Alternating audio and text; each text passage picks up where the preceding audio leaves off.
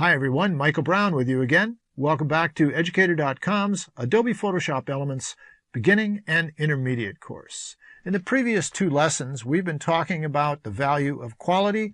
We've talked about light and color. All of this applying to my mantra, garbage in, garbage out.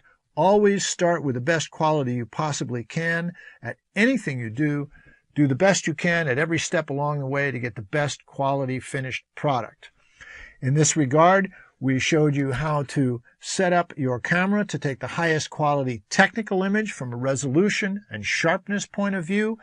We also talked about what light is and how it changes under different circumstances. We've talked about color spaces, which are the ranges of color that are available both to set in your camera and to work with in the computer in Adobe Photoshop Elements. And if you remember in the camera, there's RGB, the wider color space, and there is sRGB, which is the native color space of your computer, but it has less color in it than RGB does. RGB is the better one to start with in the camera and to use if you're going out to printing. But if you're going to the web, remember, you want to use the smaller one, sRGB. The final two pieces of the equation to get everything right are white balance and monitor calibration. And white balance is making sure it's neutral color in the camera or working on it in Photoshop Elements. And monitor calibration is making sure that you see the best image right on the monitor. So let's get started with this.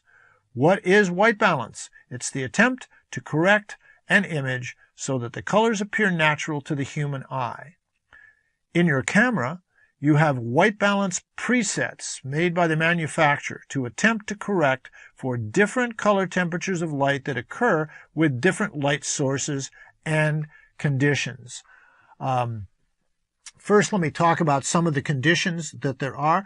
There's noonday sunshine, nice and clear. That's what neutral light is based on. A noon sunshine, about 5,500 to 6,000 degrees Kelvin. Everything else is tried to balance to that. If you're indoors with incandescent light bulbs, they're down around 3,000 degrees Kelvin, so the light is very yellow-red. If you're shooting in shade outdoors, what you're going to encounter there is the sun is not your light source primarily. The light is from the blue sky, so it's a very blue image. Now, the brain and your eyes naturally correct, because of experience, any light source so that you see it as though you feel that it's natural. But that's a white balance correction by your brain.